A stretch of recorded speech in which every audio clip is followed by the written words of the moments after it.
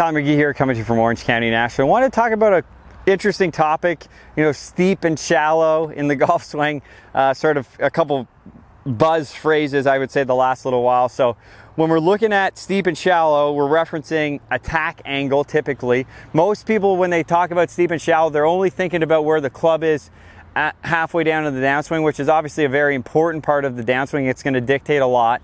But for example, if I have my club like this, or if I have it like this, right? This would be a steeper position because that's going to cause more attack angle than a position like this, which would cause less attack angle. Obviously, even in that little demo, this one, I hit the ground hard. I take all that attack angle out. I just hit the top of the grass, right? So when we're thinking about steep and shallow, I just want you to sort of expand that idea a little bit. Start thinking about not only where the shaft is positioned, but also where it is relative to your wrists, where your body is. So say I'm closed at impact, that would be more of a shallow position because the low point would be earlier.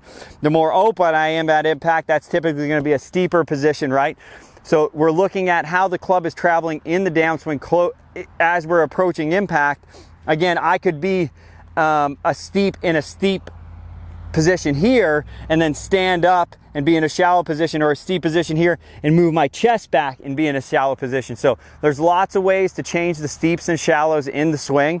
I think just be careful of how you're trying to change it and what you're trying to do, because there's lots of ways to do it that can be, one, a little more efficient for you and a little more easy on the body, okay?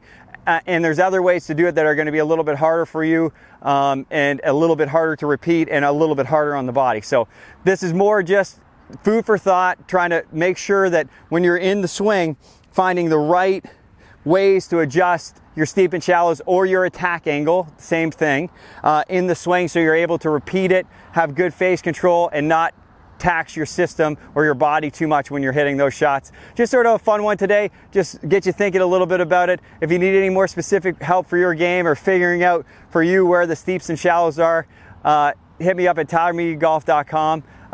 Online lessons, I've been doing that quite a bit. It's been a lot of fun. So even if you're not able to get down to Florida, if you're at home, working in the garage, working in the house, working in the backyard or on a range, it's been great to sort of tour around the world and help players all over the world with their specific needs.